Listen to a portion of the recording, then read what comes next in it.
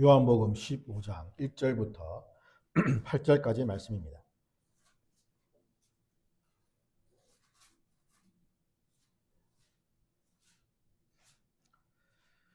신약성경 173면입니다.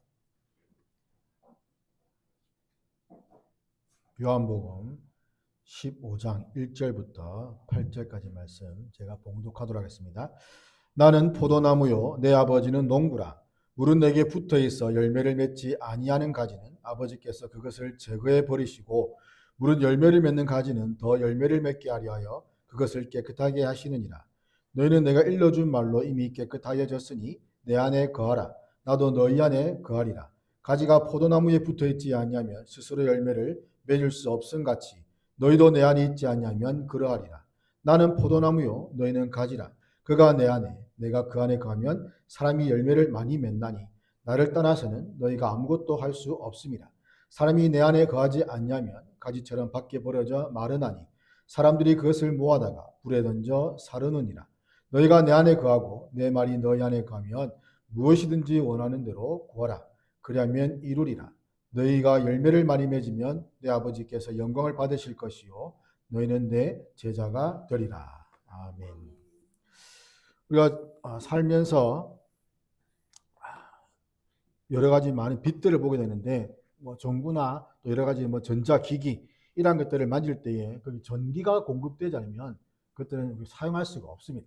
지금 여기 불도 전기가 공급되지 않으면 사용할 수 없고 또 전기를 공급하기 위해서는 이 건전지를 넣는다든지 또는 콘센트에다가 이렇게 꽂아야만 전기를 공급받을 수가 있습니다. 아니면은 뒤에 이제 이 차단기가 떨어졌으면 차단기를 올린다든지 어쨌든 이 전기를 받을 수 있는 그런 상태가 되어야만 빛이 들어오고 또 열을 내기도 한다는 거죠. 마찬가지로 그리스도인들도 마찬가지입니다. 그리스도와 연합해 있을 때만 그 생명과 그 능력을 받아들일 수 있는 것이고 또한 그렇게 살 때에 그분의 은혜가 우리 안에 넘치고 또 바깥으로 이것이 나타나게 된다는 것이죠. 그래서 성도들은 그리스도와 연합하여서 그분의 은혜와 영광에 참여하게 되는 것인데 때문에 우리는 그리스도와 연합을 감사해야 됩니다. 감사해야만 우리가 살 수 있는 것이고 이러한 연합을 통해서 우리 삶에 많은 은혜들이 흘러 넘침을 보게 된다는 거죠. 오늘 본문을 통해서 예수님이 어떤 분이시고 또 우리에게 주신 교훈이 무엇인지 살펴보고자 하는데 먼저 예수님은 어떤 분이신가 하면 예수님은 참 포도나무가 되신다라는 겁니다. 1절 보면 나는 참 포도나무요. 그리고 5절 보시면 나는 포도나무요 라고 말씀하시는데 포도나무는 구약에서 이스라엘을 상징했습니다. 이스라엘은 이 세상 모든 민족 가운데 가장 볼품없는 그런 민족 중에 하나였는데 그럼에도 하나님께서 아브라함과 맺으신 그 언약 때문에 이스라엘을 택하시고 부르셔서 자기 백성으로 삼으신 것이죠. 일종의 선민으로 부르신 겁니다. 그리고 그들이 풍성한 열매를 맺을 수 있도록 도우시고 이끄셨는데 그들에게 다른 민족이 갖지 못한 율법과 또 선지자들을 보내주셨으며 시시때때로 각양의 은혜를 베푸셨습니다. 그런데 이 포도나무인 이스라엘이 어땠습니까? 그들은 타락했습니다. 하나님을 멀리했고 하나님을 떠나버렸고 하나님의 말씀을 무시했고 하나님의 말씀을 전하는 선지자들을 죽이고 핍박까지 했습니다. 이들은 자신들이 택함 받았다고 생각했지만 오히려 하나님이 싫어하는 우상숭배와 외식과 형식주의와 같은 들포도만 맺었기 때문입니다. 말씀을 듣지 않고 불순종했고 그로 인해서 참 믿음 가운데 거하지 않고 타락을 했기 때문입니다. 그들은 하나님의 기대대로 풍성한 열매를 맺지 못했습니다. 또한 하나님 앞에서 죄를 짓고도 그들은 복을 받기를 원했던 겁니다. 이스라엘은 하나님께 제사를 드리면서 병든 것, 훔친 것, 또는 흠 많은 것, 저는 것 이렇게 정말 사람에게 줘도 받지 않을 그러한 것들을 하나님께 가져와서 우리는 제사를 드리니까 하나님께 제물을 드리니까 예배를 하니까 하나님 받았으니까 우리에게 또 복으로 주십시오 라고 말을 하는 거죠. 그리고 하나님 왜 복을 주지 않느냐며 도리어 하나님을 원망을 하게 됐다는 겁니다. 그러나 본문에서 예수님은 이 타락한 이스라엘을 대신해서 내가 참 이스라엘이다. 내가 포도나무다. 내가 참 이스라엘이다. 라고 강조하십니다. 하나님의 뜻에 순종하는 참 이스라엘로 이 땅에 오신 것을 말씀하는 겁니다. 예수님은 제자들이 자신의 말을 믿고 깨끗하게 되어서 참 이스라엘 백성, 즉 구원받은 자가 되었음을 알게 하신다는 겁니다. 사람들이 과일나무를 심는 것은 그 과일을 통해서 열매를 얻기 위함입니다. 마찬가지로 이 포도나무를 심는 이유도 양질의 포도를 풍성하게 얻기 위함인데, 포도나무는 좋은 제목이나 또는 조경수로 사용할 수 없는 지극히 볼품이 없는 나무입니다. 길을 가다 보면 포도밭에 보면 포도나무가 있고 그 밑에 포도가 매달린 것을 보게 되면 그 포도나무가 뭐 사과나무나 또 다른 열매 맺는 그런 나무 같이 그 웅장한 것이 아니라 굉장히 볼품없는 그런 모습을 것을 보게 됩니다. 그래서 포도나무 그 자체로는 아무런 쓸모도 볼품도 없다는 거죠. 하지만 그 열매는 맛이 있다는 겁니다. 많은 사람들에게 기쁨과 행복을 주기도 합니다. 그래서 이 포도나무는 사람들에게 기쁨과 행복과 소망의 상징인데, 이런 이유로 농부가 포도나무를 심고 귀하게 가꾸고 하는 것이죠. 하지만 그 반대로 열매를 맺지 못하면 가차없이 제거해 버린다는 겁니다. 그래서 2절 보면 물은 내게 붙어 있어 열매를 맺지 아니하는 가지는 아버지께서 그것을 제거해 버리신다라고 말씀합니다. 여기서 가지는 성도들을 가르치죠. 5절 보면 너희는 가지라고 말씀합니다. 이를 통해서 성도라고 불린다고 하더라도, 즉 예수님을 주라고 부른다 할지라도 모두가 다 구원받는 것은 아니라는 겁니다. 아버지의 뜻대로 행하는 자가 주님 안에 거하는 자이고 구원받는 자다라고 말씀하는 거죠. 즉 이스라엘이 들포도를 맺었다는 겁니다. 붙였지만 들포도를 맺었고 때문에 아무리 가지라 하더라도 거기에서 포도나무를 열매를 맺지 못하면 결국 잘려버릴 수밖에 없다는 겁니다. 하나님이 원하시는 신앙의 열매를 맺지 않으면 잘려 나간다는 거죠. 가지의 사명이 뭐겠습니까? 가지의 사명은 그러니까 나무에 붙어 있는 것이 아닙니다. 나무에 붙어 있는 가지는 열매를 맺어야 됩니다. 그 역할을 다하는 거죠. 열매를 맺지 않고 붙어 있는 가지는 그냥 다른 가지들에게 피해를 줄 뿐입니다. 그래서 농부는 열매 맺지 못하는 가지는 가차없이 제거해 버리는 것이죠. 하나님께서도 성도라 불리며 주님의 공동체에 머물러 있으면서도 이러한 신앙의 열매들을 맺지 않은 자들, 다른 성도를 위해서 가차없이 대하신다는 겁니다. 열매 맺는 신앙은 더 붙어있기 위해서 애쓰는 그런 삶이 아니라, 그리고 스스로가 붙어있게 노력하는 것이 아니라 붙어있기 때문에 그 가운데서 열매를 맺는 것. 무엇인가 하나님부터 받은 것을 공급해서 보내줄 수 있는 그런 상태가 된다는 것이죠. 우리가 주님 안에 속해 있다면 당연히 하나님 기뻐하실 만한 아름다운 신앙의 열매를 맺어야 됩니다. 우리는 이전에는 육체의 열매를 맺으며 살았습니다. 육체라는 것은 음행과 더러운 것과 호색과 우상 숭배와 주술과 원수 맺는 것과 분쟁과 시기와 분냄과 또 당짓는 것, 분열, 이단과 투기와 술 취함과 방탕함, 이외에도 수많은 것들이 있을 겁니다. 이러한 것들을 맺으며 살았다는 거죠. 이러한 육체를 하며 살았다는 겁니다. 이는 거룩하신 하나님을 떠난 자들의 삶입니다. 그리스도 안에 있는 우리는 육체 열매가 아니라 회개의 열매를 맺어야 됩니다. 또한 새로운 품성과 가치관을 덧입은 자로서 맺어야 하는 성령의 열매를 맺어야 됩니다. 사랑과 희락과 화평과 인내와 자비와 양성과 충성과 온유와 절제의 그 열매들을 맺으라는 거죠.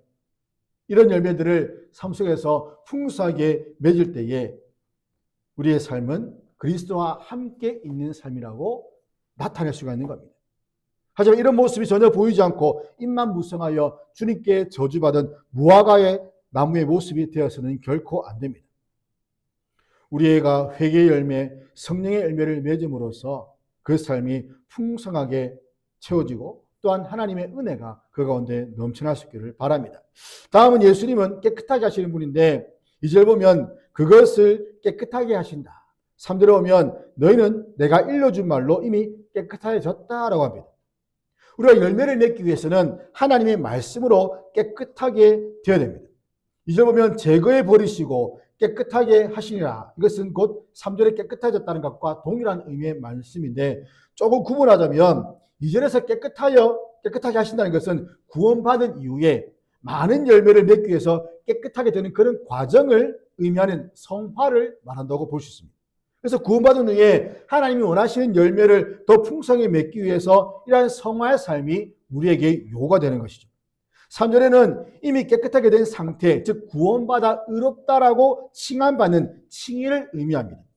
왜냐하면 너희는 내가 일러준 말로 이미 깨끗해졌기 때문이다. 이것은 내가 너에게 말한 그 말 때문에 이미 깨끗해졌다.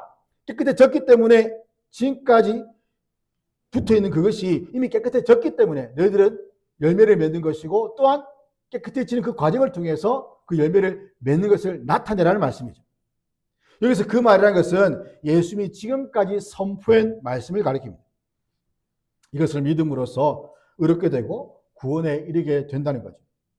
성경이 가르치는 칭의는 예수님과 그분의 말씀을 받아들이고 믿는 자들에게 주어지는 겁니다. 죄로 오염된 인간이 깨끗하게 되는 유일한 비결이 바로 이 죄의 문제를 해결할 수 있는 예수님과 그분의 말씀을 믿는 것이라는 겁니다. 그래서 이렇게 믿을 때에 우리 마음 가운데 그리스도의 말씀이 주어짐으로써 이 믿음이 생기는 것이고 또한 이 하나님을 예수님을 주라 고백할 수 있게 된다는 거죠.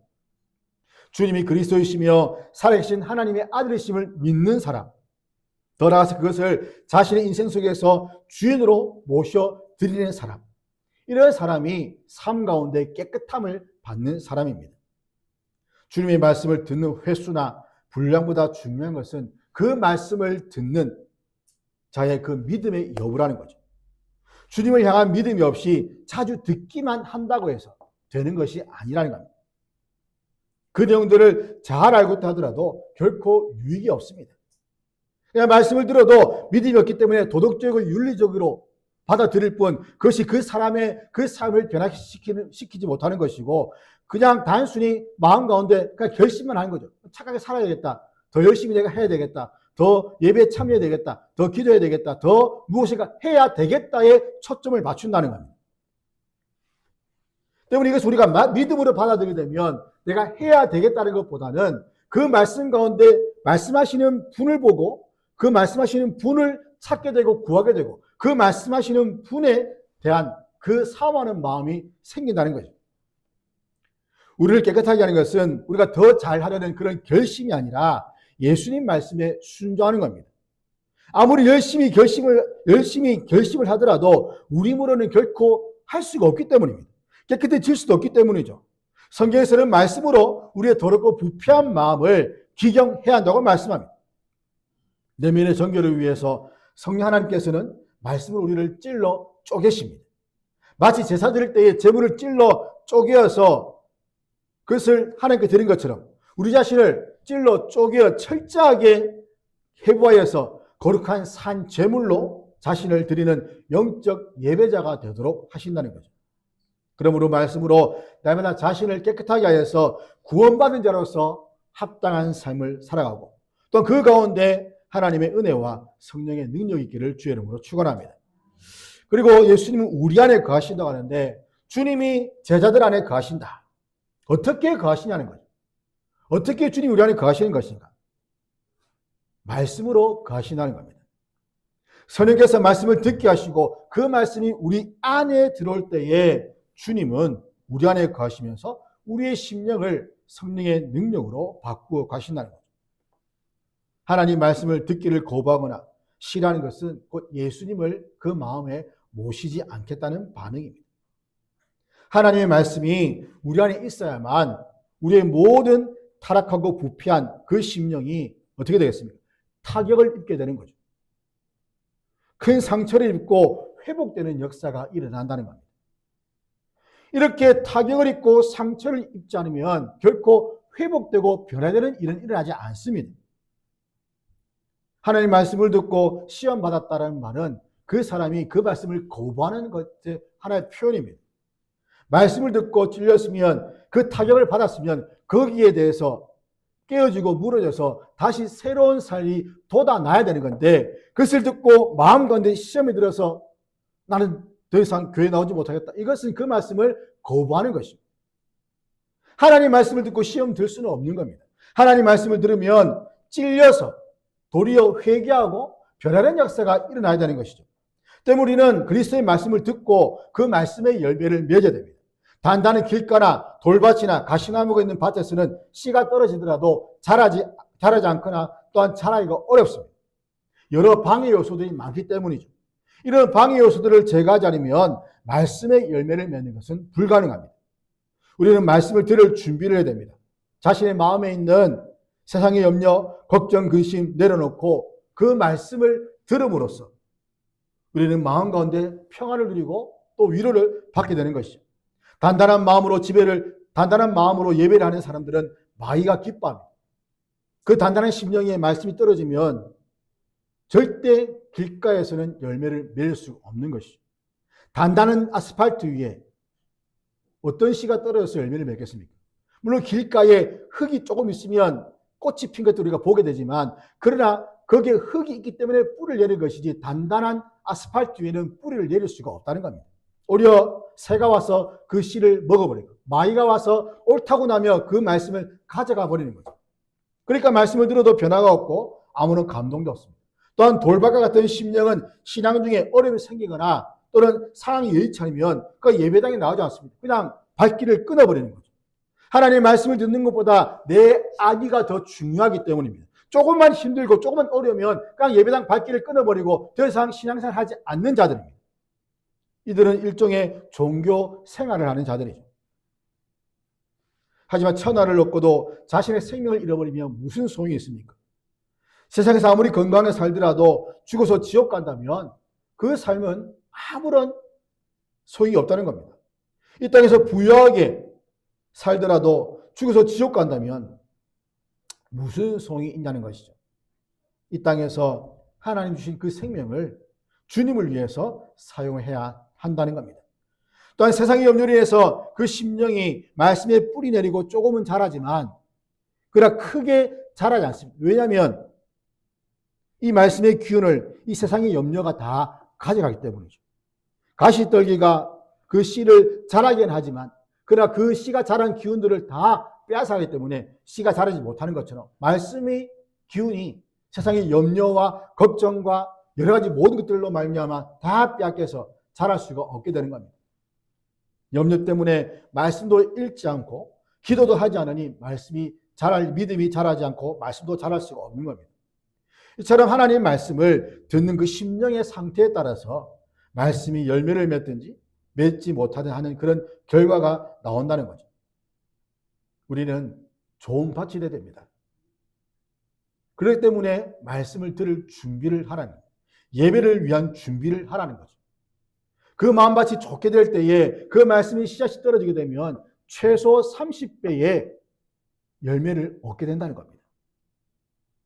말씀이신 그리스도를 우리가 마음 가운데 모시면서 주의 능력을 경험하고 성령께서 이 말씀으로 승리할 수 있도록 하시는 그런 은혜를 누릴 수 있기를 주의 이름으로 축원합니다. 우리에게 주시는 교훈이 무엇인가? 주님 우리 안에 거했다고 하셨습니다. 그러면 우리 역시도 주님 안에 거해야 됩니다. 예수님은 자신을 참 포도나무라고 말씀하시면서 제자들을 가르쳐서 가지다 라고 하시는데, 그리고 자신 안에 거하라고 명령하십니다. 이것은 권유가 아닙니다. 그러니까 거할래, 거해 볼래라고 권유나 부탁이 아니라 거하라고 말씀하시는 거죠.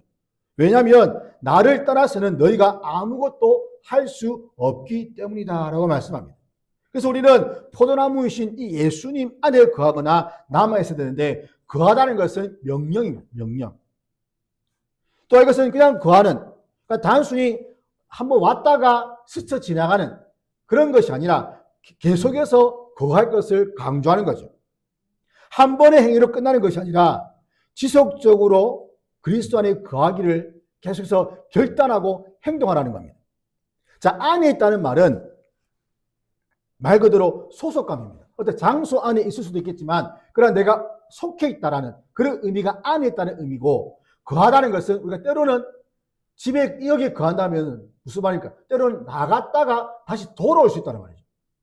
거한다는 말은 나갔다가 다시 돌아올 수 있고, 또 때로는 여행 갔다가 다시 돌아올 수 있는, 우리가 집에 거할 때는 나가 외출했다가 다시 돌아오게 되는 하나의 거주지로 볼 수 있는 겁니다. 그래서 우리가 예수님 안에 있다는 것은 말 그대로 소속감, 예수님 안에 있지만 때로는 우리가 나가서 또는 다른 어떤 삶을 살 수 있는 것이고, 그러나 여기에 거하는 것은 변치 않는다는 거죠. 때문에 우리가 계속해서 하나님 안에, 예수님 안에 거하기를 계속해서 결단해야 되고, 다시 여기서 떠나서 어디론가 나아가는 그런 삶이 되어서는 안 된다는 말이에요. 우리는 예수님 안에 거하기를 사모해야 되는 것이고, 이것을 매 순간마다 거하기를 결단을 하고 그렇게 행동을 해야 됩니다. 왜냐하면 가지는 나무의 진액을 받아야만 생명이 유지가 되고 열매를 맺을 수가 있습니다. 이 포도나무 가지가 잘린 후에 떨어져 나가서 잠시 살아서 잎을 내기도 한다고 합니다. 그러나 결국 나무에 붙어 있지 않으면 잎만 낼 뿐 열매를 맺지 못한다는 거죠. 예수님께서 아버지를 의존하시듯이 예수님 안에 있는 성도들도 예수님을 의존해야 됩니다. 포도나무와 떨어진 가지는 아무 열매를 맺을 수 없듯이 제자들이 예수님을 떠나서는 어떤 일도 할 수 없다는 것. 때문에 이 나무와 가지 비유를 통해서 예수님의 제자들은 그분 안에서만 열매를 맺을 수 있음을 거듭 강조하시는 겁니다. 어떤 사람이 손님을 집으로 초대했는데 처음에는 잠깐 거실에만 이렇게 앉아있을 것을 권유했습니다. 근데 다른 방들은 또 들어가기를 조금 이렇게 만류하면서 정리가 안 됐다라고 해서 만류했습니다. 손님은 그냥 고개를 끄덕이면서. 근데 시간이 지나니까 이 손님이 묻습니다. 만약에 괜찮으면 이 부엌도 함께 써도 되겠습니까? 나중에는 작은 방 하나, 또 다른 방 하나. 마침내 이 집주인이 이 손님이 그냥 잠깐 머무는 방문객이 아니라 이 집에서 함께 살아야 되는 사람임을 알게 된 거죠. 이 손님이 머무는 동안은 집이 달라지게 됩니다.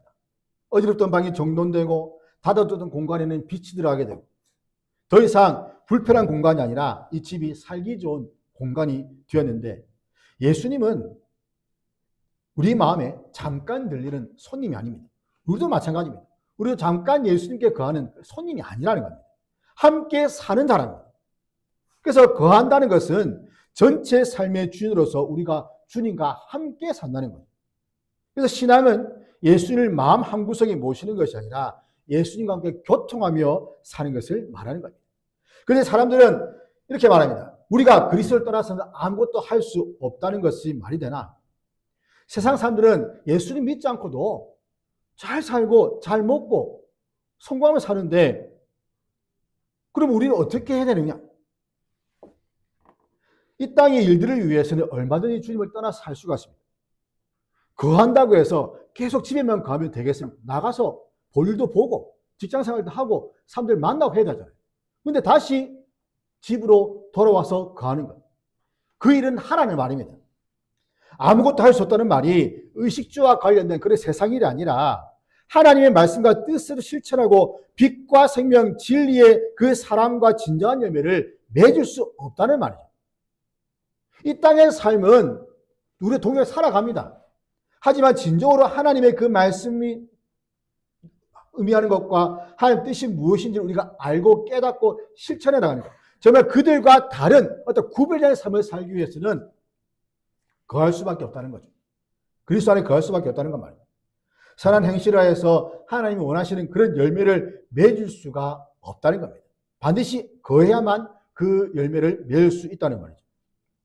이 땅 일이나 세상의 일이 아니라 하나님의 진리를 따라서 삶의 열매를 살면서 의의 열매를 진정으로 맺기 원한다면 그리스도 안에 있어야 됩니다. 그래서 내가 더 결심하면 이길 수 있다. 내가 더 강해지면 우리는 죄를 끊을 수 있다. 내가 더 무엇인가 하면 더 노력하면 될 수 있다라는 그런 생각들을 가지고 있다는 겁니다. 그러나 주님은 말씀하십니다. 나를 떠나서는 너희들은 어떤 것도 할 수가 없다. 무기력한 존재라는 겁니다. 더군다나 악한 죄와 육체의 소욕은 우리의 능력으로 해결될 수가 없는 문제입니다. 아무리 내가 다시는 하지 않아야지, 다시는 안 해야지, 내가 이거 하면 나는 개다, 난 이거 하면 나는 사람이 아니다, 난 이거 하면 정말 짐승이다, 온갖 걸로 자신의 그런 어떤 결심을 내가 했다는 것을 포장하기 위해서 다양한 표현들을 하지만 결국에는 얼마 가지 못해서 무너진 것을 우리는 종종 본다는 겁니다. 특히나 우리 안에 죄의 문제는 이런 혈과 육의 싸움이 아니라는 거죠. 악한 사탄과의 싸움입니다. 이 싸움에서 이길 수 있는 것은 오직 그리스도 안에 있는 것밖에 없다는 거예요. 왜냐하면 이미 그리스도께서 사탄을 이기시고 승리하셨기 때문입니다. 때문에 그분 안에 있으면 그분이 가지신 그 모든 것들이 다 우리 것이 되는 것이고, 우리는 그것을 이미 이긴 것을 가지고 그냥 싸우며 나가는 것이죠. 해치며 나가는 겁니다. 남아있는 잔재물들을 치우면서 나가는 겁니다. 우리는 예수님을 따라서는 아무것도 할 수 없다는 것을 겸손하게 인정해야 됩니다. 신앙생활 하면서 열심히 넘쳐 주님보다 앞서는 일도 없어야 되는 거죠. 자신의 한계를 인정하면서 주님의 도움만을 구해야 됩니다. 그래서 하나님이 원하시는 이러한 빛의 열매, 의의 열매, 그러한 열매들을 풍성히 맺는 삶이 되기를 주의 이름으로 축원합니다. 다음은 하나님을 영원하게 하는 것인데, 실제 보면 너희가 내 안에 거하고 내 말이 너희 안에 거하면 무엇이든지 원하는 대로 구하라. 그리하면 이루리라. 예수님은 제자들이 자신 안에 거하면서 어떻게 열매를 맺으며 살 수 있는지를 구체적으로 가르쳐 주시는데, 먼저 주님 안에 거하는 삶은 그분의 말씀이 그들 안에 있다는 것을 전제하는 거죠. 말씀이 내 안에 있음을 전제로 하고 나서 이제 그 삶이 어떻게 되는지를 가르쳐 준다는 겁니다. 예수님 안에 거하는 삶이란 말씀 안에 거하고 그 말씀을 기도로 이어가는 것. 즉, 내 마음을 차지하고 있는 세상의 헛된 것들을 다 버리고 예수님과 그분의 그 말씀 중심으로 살아가는 것을 말하는 겁니다. 세상의 가치나 경험이 아니라 예수님 말씀이 삶의 중심이 될 때, 그럴 때 우리가 올바른 뜻을 깨달을 수 있다는 거죠. 예수님의 뜻을 깨달을 수 있다는 겁니다. 또한 우리가 예수 안에 거한다면 주님의 말씀이 우리의 삶 속으로 들어와 기도로 이어지게 되고, 또한 우리는 그것을 통해서 큰 힘을 얻게 된다는 겁니다. 그래서 예수님 안에 거하는 삶은 바로 말씀과 기도의 삶이라는 거죠.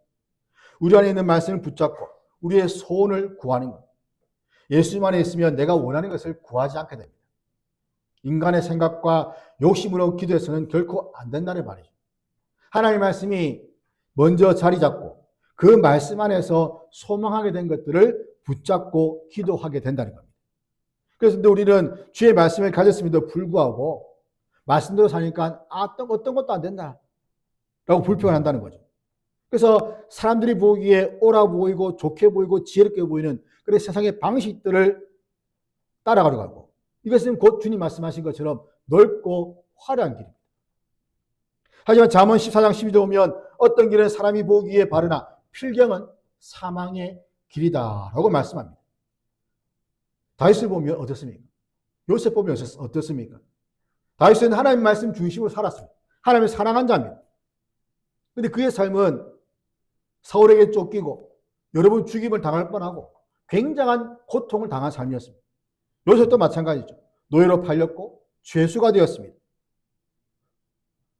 하지만 결국에는 다윗이나 요셉이나 하나님 보시기에 정말 마음에 합한 자, 믿음의 위인이 되었다는 거죠. 때문에 우리는 하나님 앞에서 그 말씀에 인도하심에 순종하며 나가야 됩니다. 그리고 이 말씀이 우리 안에 있다는 것이 믿음으로 구하면 응답받는다는 그런 말씀이기도 한다는 거죠. 역으로 말하면 우리가 원해도 받지 못하는 것은 구하지 않기 때문이다. 믿음으로 구하지 않기 때문이다. 요한복음 14장 14절에 내 이름으로 무엇이든지 내게 구하면 내가 행하리라. 또 이런 성경 곳곳에서도 기도의 응답의 약속들이 기록되어 있습니다. 이 약속들은 신실하신 하나님의 약속입니다. 변하기 쉬운 약속이 아니라는 거죠. 사람의 약속이 아니라는 겁니다. 하나님은 한번 하신 말씀은 반드시 지키십니다. 우리의 요구가 어려워서 못 들어주시는 분이 아니죠. 하나님은 전능하신 분입니다. 그러면 우리가 받지 못하는 이유가 뭐냐면 구하지 않기 때문이고, 또 구해도 받지 못하는 이유가 정욕으로 쓰려고 하기 때문입니다. 또 믿음으로 구하지 않기 때문에 하나님은 우리 아버지가 되십니다.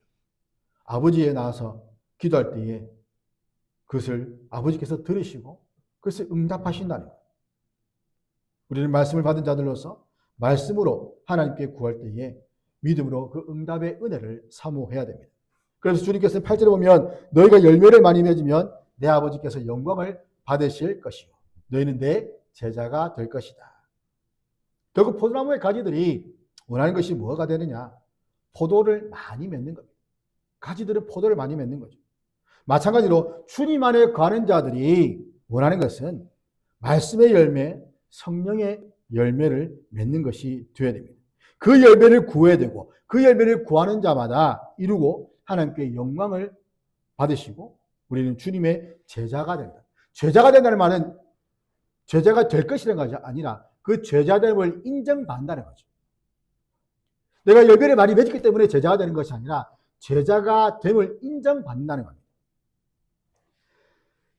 그렇기 때문에 하나님의 영광을 드러내는 그러한 열매를 많이 맺을 때에 결국에는 그 열매 맺은 자들의 그 말을 듣고 하나님께 돌아오는 그런 구원의 역사들이 일어나게 되는 것이고 사람들은 이것을 보고 하나님께 영광을 돌릴 일들이 일어난다는 겁니다. 성장과 부흥을 또 우리가 열매로 생각할 때 많은데 성장은 양적인 개념이죠. 국민 소득이 많이 늘어난다고 해서 전체 국민 소득이 늘어났다. 그렇게 하더라도 소득 분배가 불균형으로 이루어지게 되면 잘 사는 사람은 더 잘 살게 되고 못 사는 사람은 더 못 살게 됩니다. 그러니까 크게 의미가 없다는 거죠. 교회에서도 수의 성장을 강조를 합니다. 물론 필요하죠.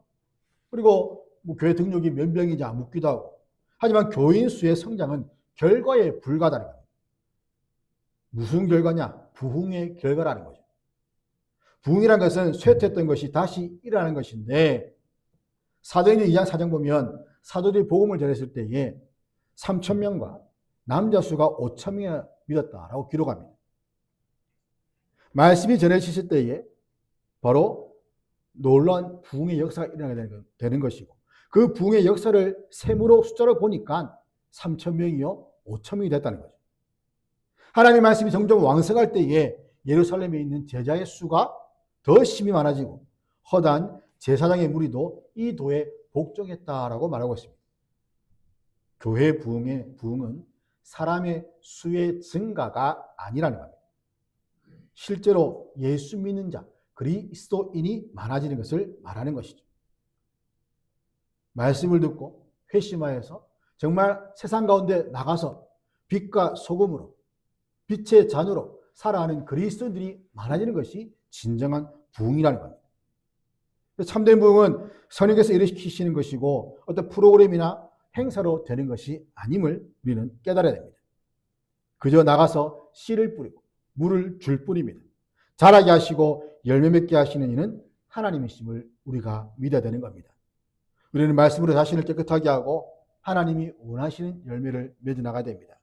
원하시는 열매는 말씀대로 순종하고 헌신할 때에 우리 가운데 성령 열매가 풍성하게 맺어지는 것. 그래서 주님과 연합을 통해서 이러한 말씀과 성령 열매를 맺음으로써 하나님께 영광 돌리는 그러한 삶이 되기를 주의 이름으로 축원합니다.